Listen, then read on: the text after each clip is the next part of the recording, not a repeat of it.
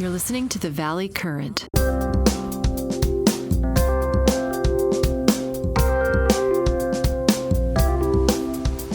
Hey, Mark, you there? Oh, yeah, I am. Excellent. Thank you. It's all good. You got all your trophies and awards behind you. No trophies and awards. Those are my dad's old cameras. And a bunch of really interesting pictures that are black and whites from kind of circa 1930s, Lower East Side of Manhattan, kind of tenement district where a lot of immigrants, and they're all immigrant children, kind of playing. My neighbor, when I grew up, was a pretty interesting guy. He was a CB in World War II, and then he was a photographer and environmentalist, and he would spend hours with me showing these photographs. And when I went to college and finally got a house, I went back. He was probably 86 or 87, 88 at the time. And I said, Ed Schwartz, I said, let me buy some of these things. I want to hang them. He was a really neat guy. So you're a photography buff. I didn't know that. I'm not really a photographer per se, but I enjoy pictures, in particular black and whites. You know, things that took people days to get. You know, where they just waited for something to happen. Right. So welcome into the Valley Current. You're an amazing guy because you've got kind of the Silicon Valley mentality here in Tampa, Florida. And your journey was from New York or New Jersey, right? New Jersey. Yeah. Tell us how you ended up in Florida, because you could have equally, like me, made it to the West Coast and to Northern California and Silicon Valley. I'm sure you'd be a billionaire by now. You've got the. Yeah, I'm sure there'd be more zeros for certain. You've got the right attitude, that's for sure. I would say that, you know, I grew up in a small town called Toms River, New Jersey. We had 2 high schools. I think they finally made 3 when I was in high school at some point. So it was a pretty great place to grow up, but it wasn't as though I experienced anything that was particularly worldly. I traveled to Florida as a kid to go to Disney and do vacations, and I had stepbrothers in Florida. And that was kind of my world. It wasn't that big in terms of my experiences. And so when it came time to go to college, the natural path was talk to my stepbrothers. They were at University of Florida and University of South Florida. And it was that simple in terms of how I got here. I didn't really know a lot about a lot of other places. I mean, I knew they existed, but the idea of Silicon Valley when I was in high school was, you know, not even a thing for me. And frankly, keep in mind, when I was in high school, the Apple II was around, but that was about it. So like Silicon Valley was sort of Mars, and it was much easier to go to Venus or much easier to go to Florida because, hey, that's where my brothers are. And they tell me the weather is much better than New Jersey, right? Hands down. They were like, get out of Jersey. Whatever you do, you got to get out of Jersey. You know, the small world thing, I think I may have mentioned this to you, is I had a neighbor. He was a guy that was in his 40s at the time we were teenagers. And he would say, and he had sort of this kid mentality. He'd say the best crabbing is in Tom's River, and he'd get a bunch of us together. He would get a bunch of us together to throw us into the back of his station wagon, and he'd get permission from our parents, not that he needed it. Our parents would like take them, you know. Right. And a bunch of us guys would go, and he would drive at about 90 miles an hour to get to Tom's River. And I think there were like Howard Johnson stops along the freeway that were sort of exactly. And he would stop there and get coffee and do a bunch of stuff. And then Tom's River was like crabbing at night from like... Oh, definitely at night. And the best crabbing was done with raw chicken legs. Right, exactly. Throw it on a string or rope, and you'd shine the flashlight out. The crabs would come, grab it, you'd net them. We used to stay up all night, and we would get like big 55-gallon drumfuls. And then we'd come the next day, we would boil them and clean them, and we'd have crab. I loved that. I mean, there was a big pier there is what I remember too, somewhere in Tom's River. Moby Dick Pier, right by La Valette was the place that everybody went. And there would always be like 20 or 30 people out there, 2, 3 in the morning, didn't matter. It was good times. It was amazing. I mean, it was like a party atmosphere, you know. We went to the Buccaneers game, and I have to tell you, we parked a few what seemed like a few miles away. It was kind of goofy, if you ask me. But we walked, and it's like a party atmosphere outside that stadium. It's like an amazing number of tailgates that are going on within earshot of the roar of the stadium. They don't even go in the stadium. They just watch it on. They hang out there, TVs, right? Tampa Bay is a pretty festive, good, easygoing place. Yeah, it reminded me a little bit of the way I remembered New York when I grew up in Brooklyn and went to school in Manhattan. It was very much like people were friendly and cooperative, and then something changed at some point, at least in my mentality of it. But you made your way to Florida, and then you were an entrepreneur yourself. That's the really interesting part, because now you're sort of a VC. I hate to say VC, because I think of you sort of as more of an operator who understands how to help entrepreneurs start and grow businesses. So tell us about your entrepreneurship for a few minutes here in Florida.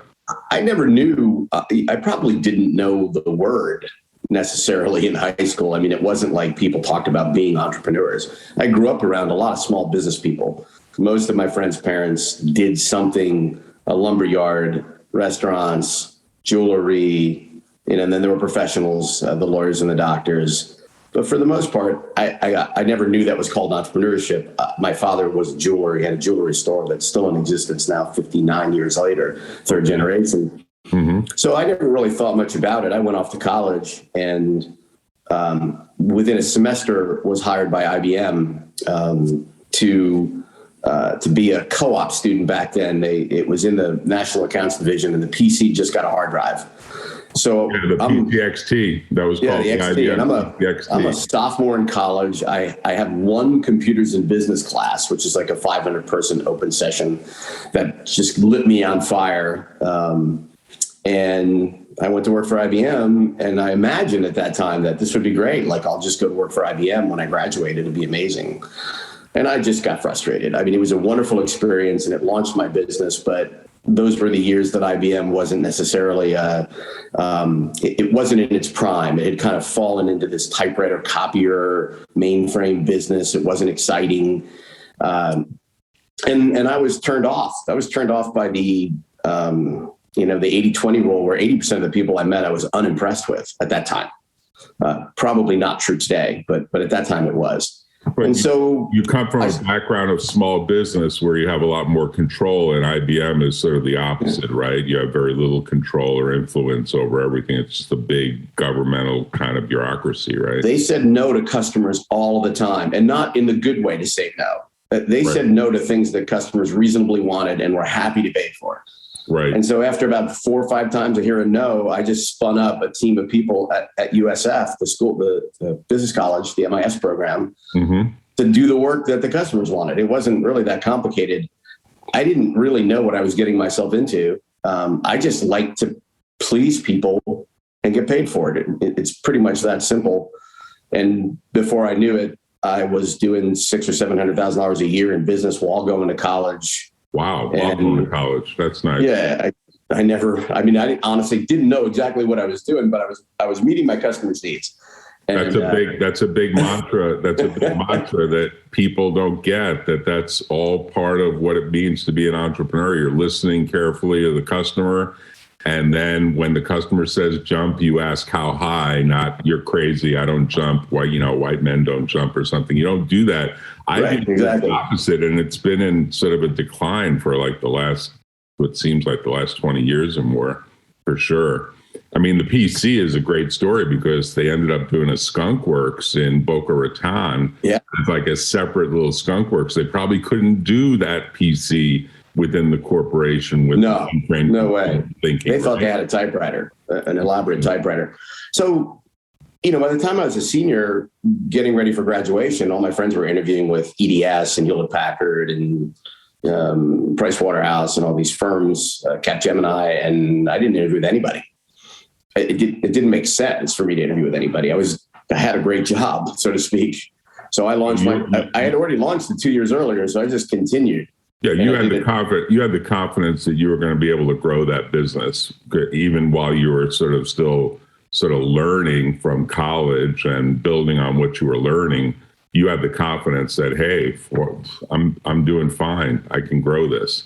I mean, I had that confidence, and I also had one bit of knowledge that I think mattered a lot, and it isn't entrepreneurship. It's just the knowledge of knowing that sort of no matter how bad it got, my mom and my dad would let me, borrow the room again. I wasn't going to starve. It might be embarrassing. I'd have to go back with my tail between my legs, but it wasn't like I wasn't going to have a roof over my head, and thankfully I never needed to pull that trigger, but I think it allowed my risk tolerance to go up pretty considerably.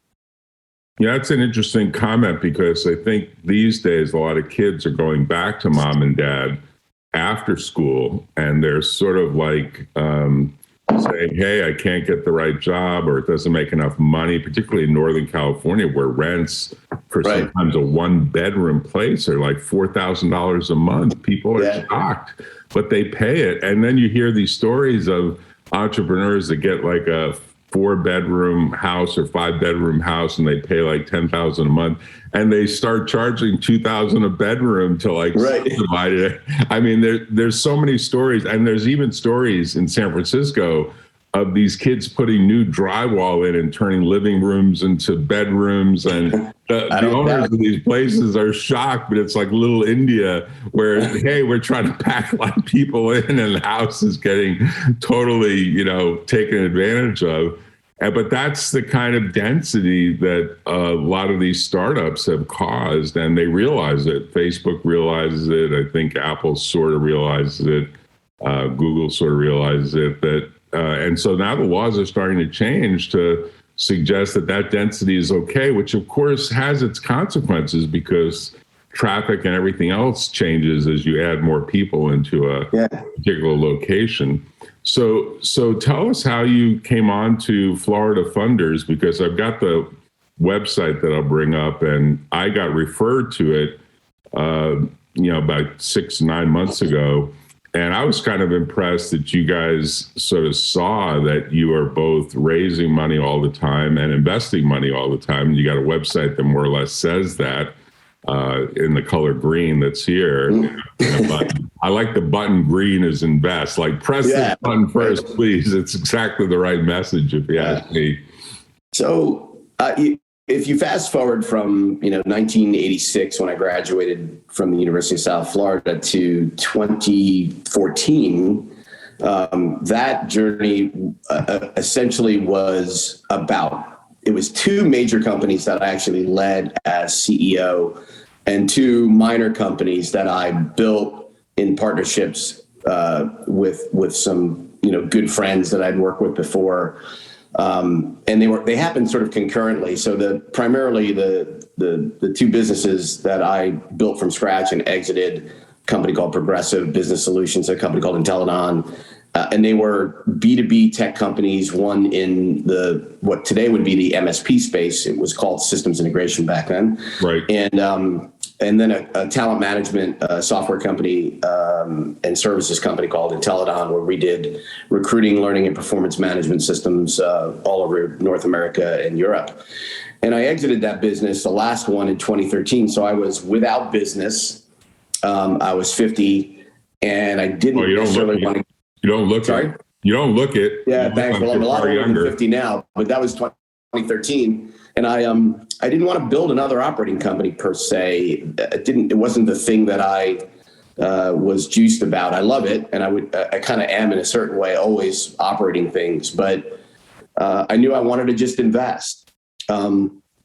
Simultaneously, my partner Tom Wallace was on a journey doing very similar things with B2B tech companies, and over his career, through about 2015, he exited his last company.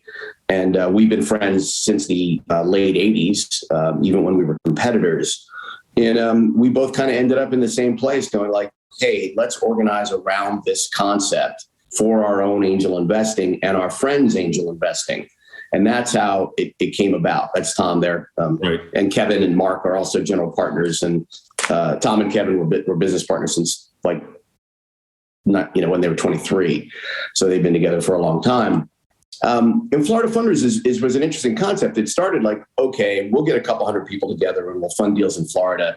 The primary motivation was actually this idea that Tom and I both had kids in college at that moment in time. And we were watching founders on a regular basis leave Tampa Bay, Florida as a whole, and go to Silicon Valley, Austin, Boston, Boulder, New York for money and talent. And we're scratching our heads because we built, successful companies here. We didn't need to leave. And so part of this was this idea that we were having a brain drain in the places we lived. And we wanted our kids who went off to schools in other states to want to come back, right, be able to come back and get as good a job here as they could anywhere. Right. And that wasn't true at the time. For certain, it wasn't true at the time. And so that's why our tagline is from Sunshine State to Startup State. If you've got a great startup ecosystem that thrives, then kind of everything else downstream or upstream works. Yeah, the private equity gets better, right, restaurants, coffee shops, everything works better. It's almost like the building blocks of economies. So that was sort of the mission. Yeah, that's sort of a big, hairy, audacious goal, which is great because in many ways people don't realize that you guys are all going to leave a legacy behind. My mom just died, as you know, and I don't know, her legacy was she was a savvy businesswoman, savvy real estate investor. But she never had this bigger vision. Maybe she did, and my dad squelched it. He died at 90. She died at 91. She outlived him by a number of years. And she used to say, if your dad didn't get in the way, I would be a billionaire right now. I thought, well, but what was the vision behind using that money? And she was like, I don't know. I guess I would have given it to the Catholic Church. I said, of course, I would have funded litigation defense or something. Right. I joke about it. But I said to her, the bigger picture that you often lose sight of is there is a community and you can help it, and you guys are helping it in a really big way. And this idea of retaining talent that does exist here and allowing that talent to reproduce. A lot of the literature is it takes mentors like the four of you, and I know you have a much bigger group behind the four of you that you've grown, to turn something into a succession plan where there'll be generation after generation of what now exists and has existed in Silicon Valley for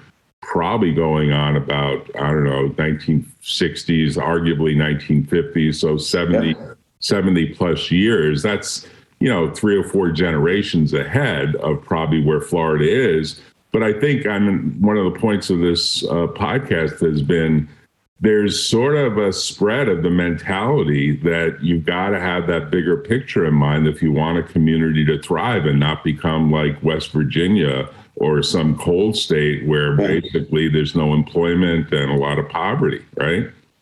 Yeah, there are a number of magic moments in our journey with Florida Funders, but the first magic moment came right at the beginning of 2016. So Tom and I made an investment in the firm in April 2015, and we kind of did it part-time, figured it out, worked with some partners, did a few deals, but nothing of note, maybe a few $400,000 total deployed capital into some deals.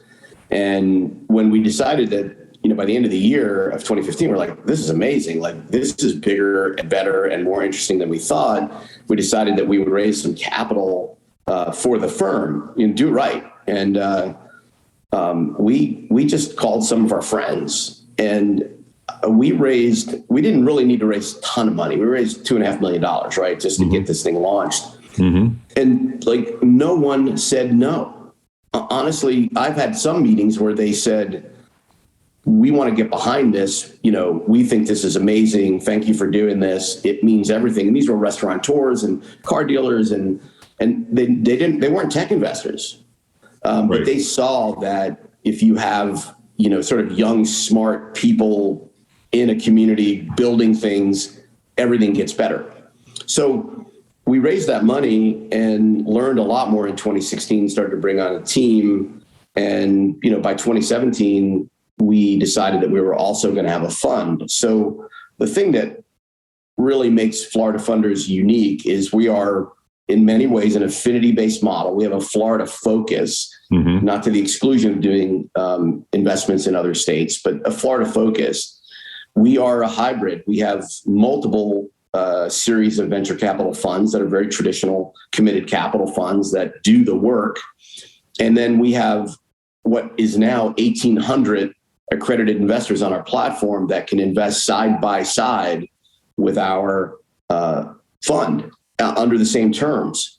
So, and we, as often as possible, which is probably about 90% of the time that our allocation in an investment is large enough, we'll be able to make sure that our angel investor gets an equal share, or in some cases a greater share of an investment opportunity. And what's magic about that is, and I think you and I have chatted about this before, nothing will sustain itself, or your vision of a community and early stage and venture doesn't sustain itself unless there are enough angels who've made money that will continue to make these investments at pre-seed, seed, friends and family. Because no matter how much money there is on the sidelines with institutions, they're not going to be able to do some of these smaller deals. They're not going to be able to get it thriving. So we're really proud that we have 1,800, and probably half of those people have made investments and they're on their way to having exits, and seeing how these, to borrow Jason Calacanis' term, these wealth bombs go off for them. And we just want to keep building that muscle. And we envision that, in the next 2-3 years, we'll have 5,000 or 6,000 on our platform. And it's still a community. It's not like these people are all over the world. The vast majority of our investors are either in Florida, or they're in other markets and they have relations with Florida, or they see Florida for what it is, as the third largest state and a place now, especially post-COVID, that has tremendous capital, innovation, corporate infrastructure, great place to live, and an easy place, a wonderful place to build a business. And it still has a lot of real estate that is still sort of in development or available for development, like raw land. I mean, we have a lot of land. Yeah. I mean, not as much on the water anymore, but yeah, we have a lot of land. And yeah, so there's, affordable is a definition. My son's 2-bedroom, 1-bath in Marina District in San Francisco is $5,700 a month. Right. At $5,700 a month, he could rent a waterfront home with 4 bedrooms. Right. He could do that in a nice part of town. Right. So you got a lot of opportunity here in Florida. You got a business friendly community. You have a lot of people with a lot of wealth, as we know, because a lot retire. I mean, my parents retired from a very successful business or set of businesses in New York, which they sold, including a substantial Boar's Head distribution business. And they ultimately retired to Florida, and they were like, hey, no taxes, no heating bill. I mean, they went through the list with me. Price of gas is less than in New York. The price of a mechanic is less. The price of services are less. Like, they were just very convincing.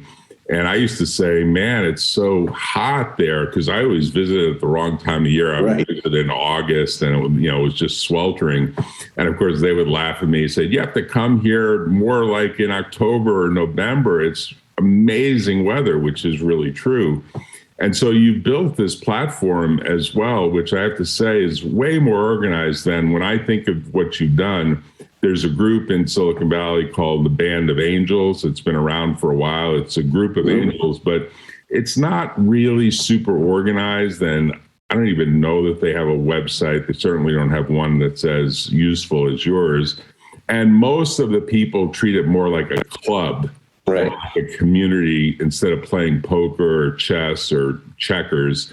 They're sort of hearing deals, and heckling goes on at these meetings. And I laugh about it. I said, these poor young kids that are pitching these businesses, they don't want to hear some 70-year-old guy or 70-year-old grandma heckle them, because both men and women will heckle, saying, that's a crazy idea. Like, we'll literally scream from the back of the room. Now, they may have changed it.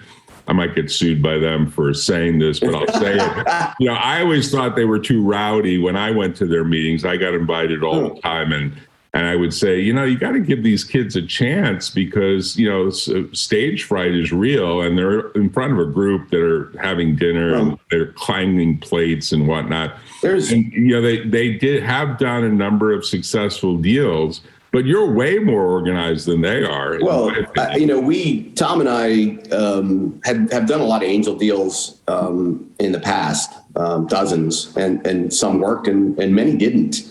And the challenge that we found with many angel groups, some angel groups really run like a venture firm. Mm-hmm. So, but many are very club-like.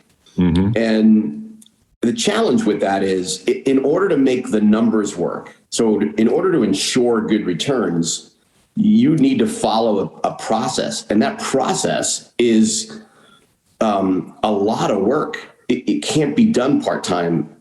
So we look at somewhere between 2,000 and 2,500 net new investment opportunities at the top of the funnel every year. That's a big number. We have 18 full-time people on our team, and 6 of them are on the deal team. Right. And so that is in order to make 25 or so net new investments a year plus follow-ons, it is a full-time job for everybody. And that's like 1 or 2%. And then there's still the work. It's a small number. I mean, it's a really small number, and people don't realize how much winnowing and polite, you're too early, polite, go see Jack Russo, he'll look at something in the garage kind of thing.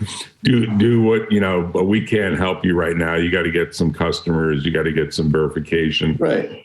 People don't understand that a lot of entrepreneurs that are dreamers, and that's beautiful, but they never get beyond the slideware. And that's a real problem because it takes really far more than just putting together a slide deck to raise money and to actually get a team, get both of those things down. Right.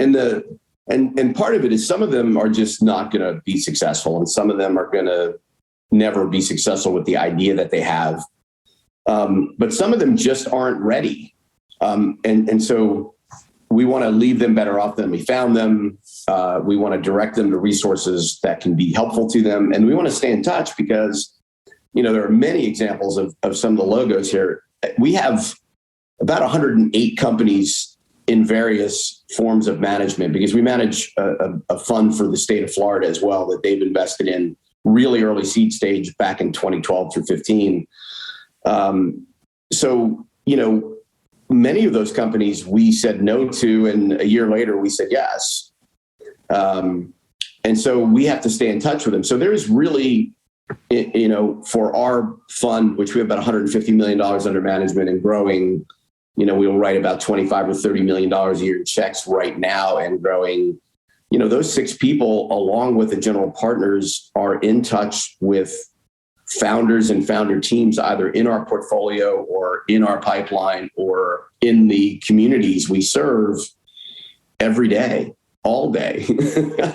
So, it really is. You have to construct a portfolio. You have to look for what has exit potential and velocity. You've got to look for something, when you were sharing the pictures of the team, you'll notice a lot of people of a lot of different backgrounds. You'll see we're proud of the fact that we have a lot of women for a venture firm, but we have people in their 20s and 30s and 40s and 50s and 60s. Right. Because, my partners and I, Tom and I, I'm 57, Tom's a little bit older than I am. You can't judge some of these business models if their customers are millennials and Gen X's. You look at things and you say, well, I would never do that. Well, it doesn't really matter what you would do. It only matters what the market will do. Right. Simple Bet's a great example. Simple Bet is a spectacular company, which is entirely based on micro sports betting. Right. I saw that picture.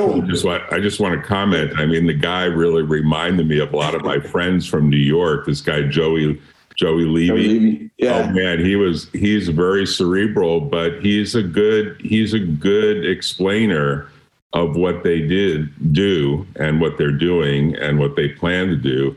And this, of course, is an area that the Supreme Court recently opened up in a way that the Supreme Court surprisingly, because a lot of people were like, nah, we're never going to have this sports betting become like an open thing. And the U.S. Supreme Court was like, oh, yes, we are. And in a way, I think we're yet to see just the expansion that's going to play out inside the sports stadium. I'll drop this footnote. In the Buccaneers game, they do kind of what I call a lottery. And the lottery is designed to sort of say, hey, you guys should actually create an online presence to press a button to like put some money in. So as a joke, I pressed the button and I paid $100 for 40 or 50 tickets. And it was like, there was a chance to win like 120,000. The pool got up that high. And I thought to myself, man, they're getting people ready to do sports betting inside the stadium, which was unheard of years ago, right? 100%. I mean, there's magic to it. A large percentage of the population, in particular younger than me, have been in fantasy sports and have been betting the book. And Simple Bet has literally made it so that anyone they don't need to understand over under. They can just bet on what they think an outcome is going to be across the board, from a pitch to a strike to a play to a pass. Usually about 2,000 to 3,000 different kinds of bets in a given game.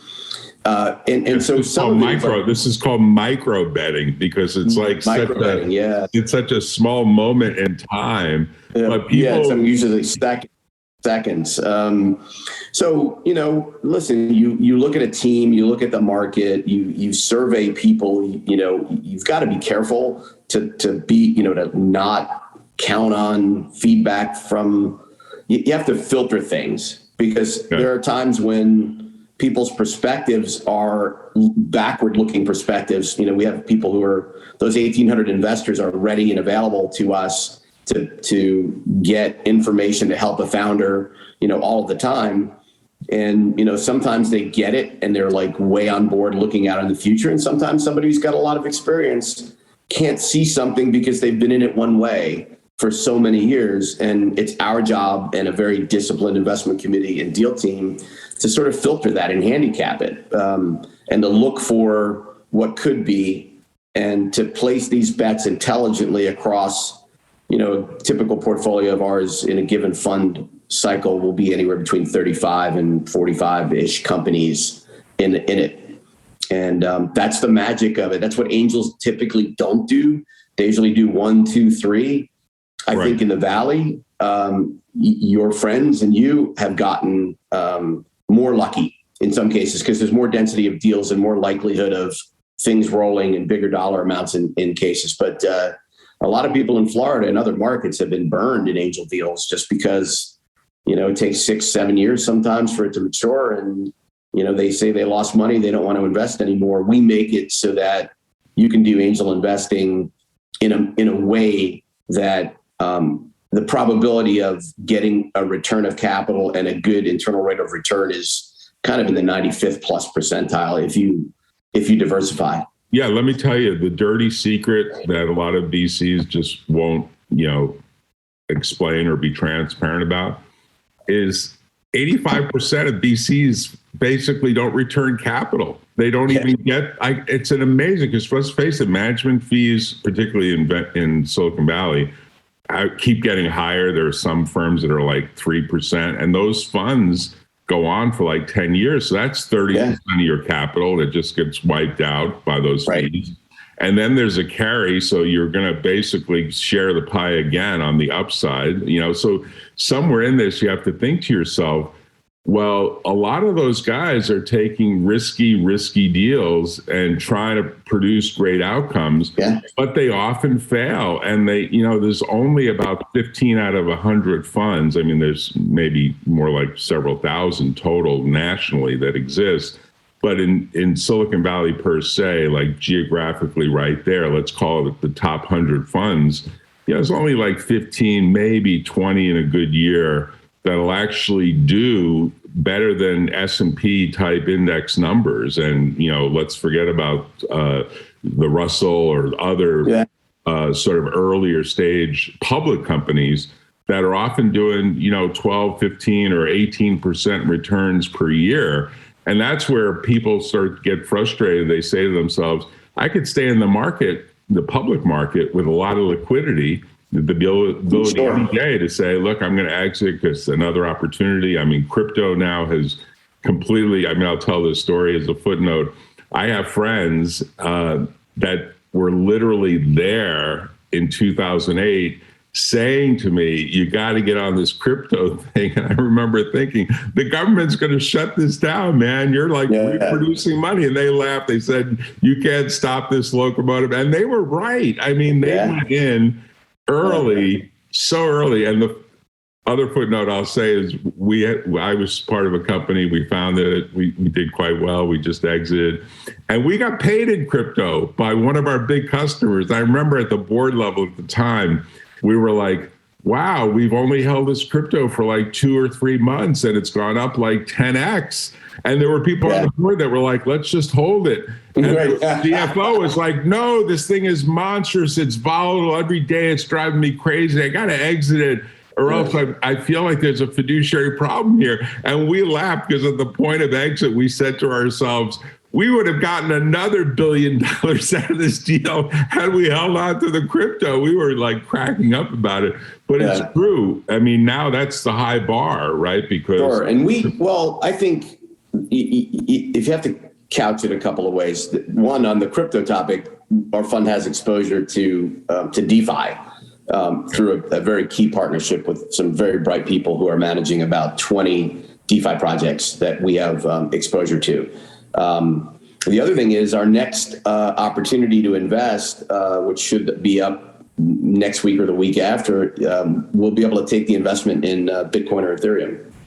Wow. So we're on the bandwagon. We're doing it thoughtfully. But to go back, Jack, to your point, listen, every fund is sort of expecting to have good returns. Typical venture returns in the early stage are about 2.7 to 5 or 7 times in terms of total return. The number of years that they're in, it is a long period of time, but a lot of people don't realize that it's a capital call in over the course of, say, 18 to 36 months. And then it's a repayment process kind of over the 36 to 72 or so months. And so you're never fully deployed for long. Mm-hmm. So it's very different than, saying all my money's invested in the S&P or, in some other instrument. So you kind of have to think about it. And the other thing you're looking at is this is usually non-correlated to your other holdings. And it shouldn't be for most people who aren't in the business of doing venture. It shouldn't be more than a smaller percentage of your total investable net worth. Right. So people don't get that. People don't get that, diversification is something you'll actually, to some degree, counsel people on. But this idea of being in something that's an alternative, an uncorrelated alternative to the market is a smart move. And a lot of real estate people don't get this either because they think, now just keep piling real estate on. But, in California, things happen, right? Shit happens. History will show. You have to say to yourself at some level, how much correlation do you want to have? And then what happens when the catastrophe hits and you realize, wow, this stuff was all correlated in a way that really hurt when whatever that catastrophe was. And these new businesses, and I put up your screen because I think you guys really cover the entire gamut of startup space. I mean, there are people that are doing software, there are people that are doing health, there are people that are doing all sorts of services as well. Like, it surprised me, the range, because oftentimes VCs tend to be much more, let's just focus on robotics. Let's just focus on internet e-commerce. Like, they become almost super specialized, and you guys have a much wider berth, which I think is good for the correlation or anti. Yeah, and it's all tech enabled software, recurring revenue, and things that we understand, companies that we can help. But yeah, there's a lot of diversity. Temp.me was a seed stage company that is focused on hygienists, the targeted in dental environments, and they're scaling beautifully. And we were able to validate, and we have investors, and friends that are in the business and have hundreds of dental locations. So we're able to see how that company operates. We're able to evaluate the team. But in the end, it's a software and services company. Well, really more software. It happens to be a double-sided marketplace, but they're targeted. Their CAC was healthy. Their lifetime value is healthy. So we're able to these aren't as radically different as you think they are in fundamentals. But yeah, they are. We do have a lot of exposure to a lot of different kind of industries, but they're similar in the way they're being disrupted, and notably, they're similar in that we can understand enough about the business to add value. Right. So, one of our formulas is, okay, so who on our team of 18 and who within our portfolio and who in our 1,800 investors can sort of help this company bend the curve a little bit and accelerate a little faster, make a few less mistakes. And, everybody does that. The crazy thing that we have that a lot of people don't is with one email or text message or telephone call, I can usually find 10 people who will show up, who know a lot about a particular business, give them a meeting, introduce them to a customer, introduce them to a partner, advise them, sit us on their advisory board, whatever it is. And my 1,800 investors, I'm doing them a favor when I make that call. They get lit up when they can help someone. So a big part of why people are investing is return. Another is the mission. And for many who are in particular in the part of their career where they're not working as crazy hard on one thing than they did maybe when they were in their 20s and 30s, they love the magic that happens, and entrepreneurs love helping entrepreneurs. It's so we're all over with being able to add value to our portfolio companies. Right. You guys have really, in my opinion, in the last whatever it's been 5 or 6 years, done an amazing thing. And I think, unfortunately, because Silicon Valley can have its blinders on, they don't even know you exist. Like, I talked you up with people in Silicon Valley, like, Florida funders, what is that? Like, is that a public ETF? Like, what, is that a government? Is that a government thing? That's the first thing the name is like. Is that a government? I mean, you do have government money. Florida does trust. We just manage it for them. Right. But that's a good thing. That's like, that's like a housekeeping sign of approval. So, but the word is not out there. It's a little bit like Silicon Valley can be very, very blind to the rest of the world. And it's not just Boston or New York, because that's the place the guys at MIT, or the guys that spring out of MIT and Harvard, or the Wall Street guys, those are all private equity guys. Those are venture capitalists. Of course, for my money, for what I've done over the last 4 decades, I think even Silicon Valley doesn't really do the early stage startup anymore. It takes more like angel groups to do it. So you guys are doing it in Florida, and I think you're doing it well. So I want to cover one other topic, because you have a much bigger picture.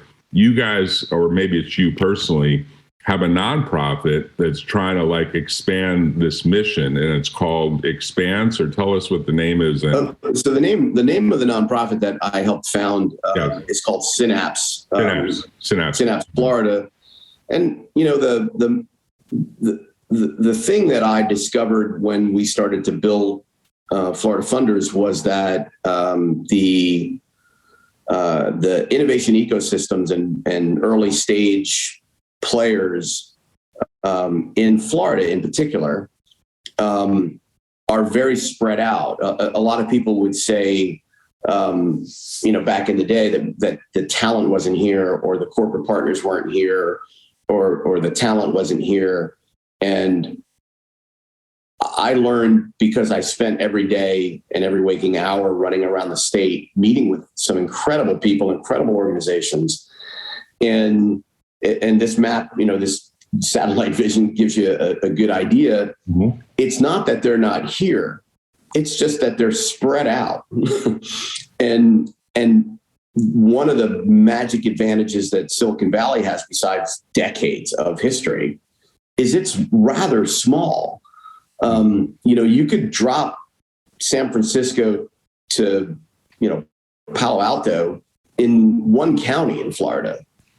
Right. So there has not been this density. You could live in North Tampa, sort of like you do, and I'm in South Tampa, and we could not know each other. It would be serendipitous if we met, and it was serendipitous, right? And imagine if that's in Orlando, or Miami, or Lauderdale, or the Space Coast, or Jacksonville, and you start to look at this, and you have a very dispersed group of people and organizations that don't know each other. So Synapse's design was to shrink the state virtually and to scale serendipity. And we do it through tools like you're looking at. We do it through events. We do it through programming. And this was a fun journey. And it's amazing what it's doing today. Right before COVID, we had 7,500 people for 2 days at the Amalie Arena. And, magic happens. We had probably 400 breakout sessions, and Sarah Blakely was a keynote. And this is a smaller Orlando version that we're doing in October. And then come February, we'll have the Amalie Arena again. And hopefully we'll have a great turnout. I'm sure we will.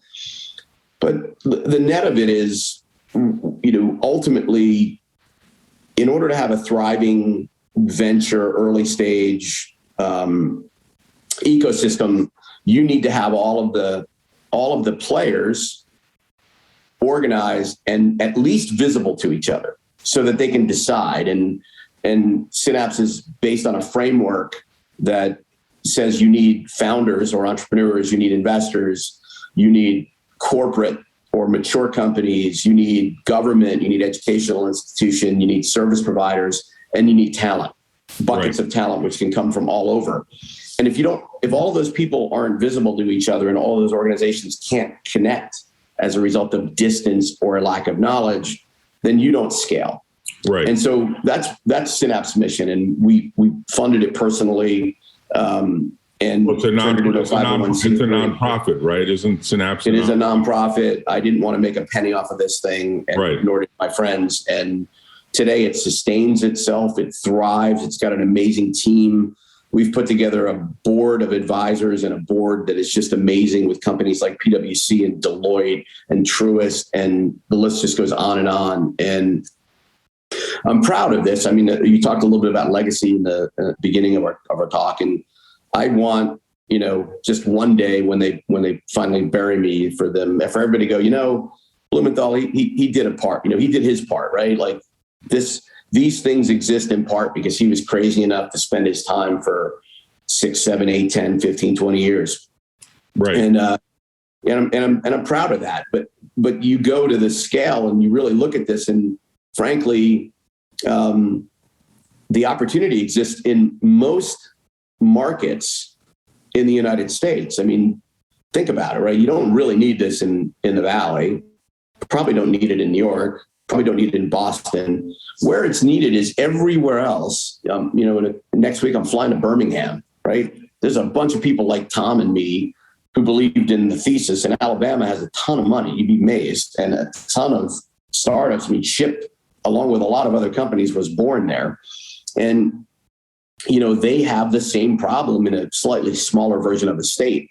But most players aren't visible to each other in most markets that didn't grow up or get a great degree of density in tech.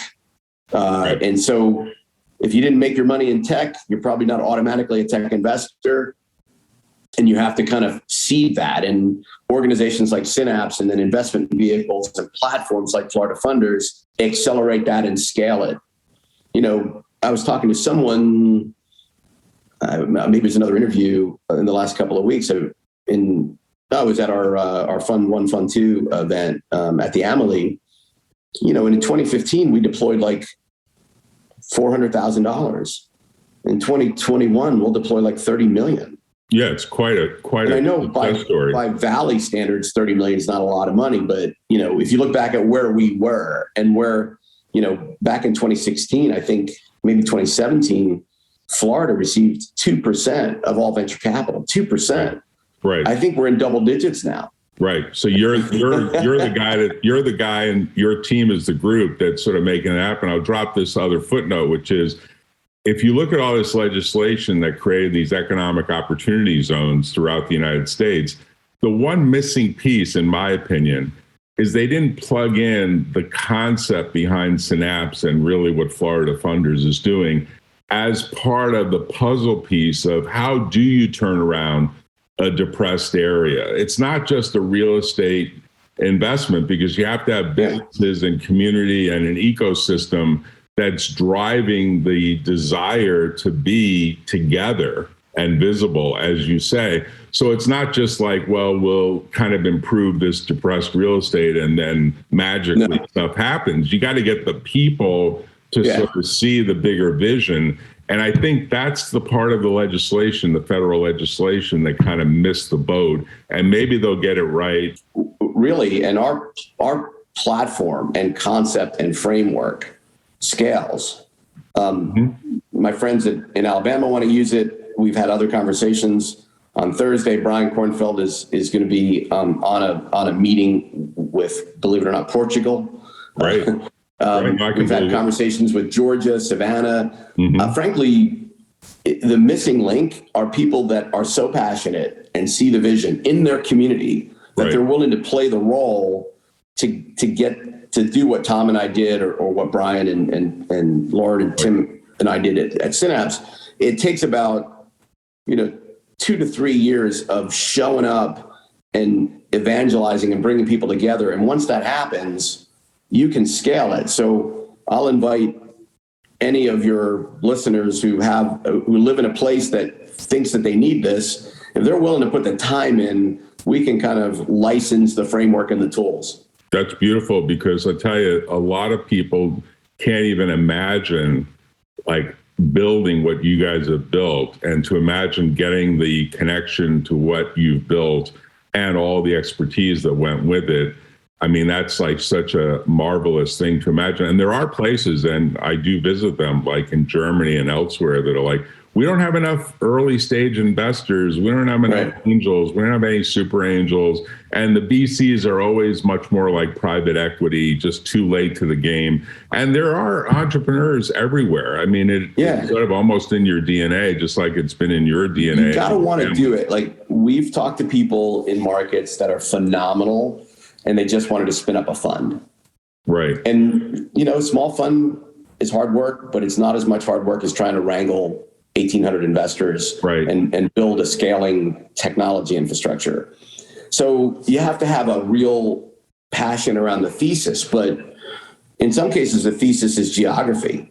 It doesn't have to, it's really, if you really look at Florida Funders, we're an affinity-based hybrid venture firm with a technology platform.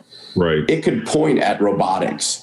It could point at an augmented reality or gaming group. It could point at an affinity for defense innovation, or it doesn't really matter what someone wants to do. It has to thrive and succeed, but technologically, it doesn't have to be Florida Funders. It can be Alabama Funders. It can be MIT Funders. It can be robotics funders. As long as it's large enough to rationalize the 3, 4, 5 people that you ultimately need in order to run one of these things, we literally can plug and play for them. You guys may end up being called Southwest Funders, because you'll control like the 8 or 10 states that are in the Southwest, right? Or in the Southeast. Or in Southeast. You're still looking at things from like you're in Cali. So Marc, I want to congratulate you on your success. We're going to put some money to work with you guys, and I'm excited about it. We're believers, and we'll build something very complementary, because we see a lot of stuff at the very stage when you guys will invest, and we see it from all over the United States. And we bought a building here in Florida, so we're going to grow the practice. We're going to grow the law practice, grow the venture practice, grow the entrepreneurship. So I'm glad to be connected to you, and I'm glad to do this podcast because people are saying, well, we don't know these guys. Tell us about them. I said, I'm going to do a podcast with them. You can listen at your leisure and watch on YouTube, and hopefully you'll enjoy this. I think you've been a very elegant guest, and you obviously know what you're talking about. So thanks for spending the time with me. I appreciate it. I know you got a busy schedule. You got me out of bed at 6 a.m. Yeah, hey, thank you for doing that. So it's okay. By the way, it's the earliest time I've ever done a podcast in my entire life. So it's cool. Oh, cool. I always wonder, would I be sharper in the mornings? And I guess I'll compare it to the evenings. Yeah, we'll watch and see. But you're very sharp. So share this with all your team because you're working 7x24. I know you work late as well. So good talking to you, Marc. Talk to you later. Take care. Talk soon. Take care. Bye. Bye-bye. Tune in next time on The Valley Current.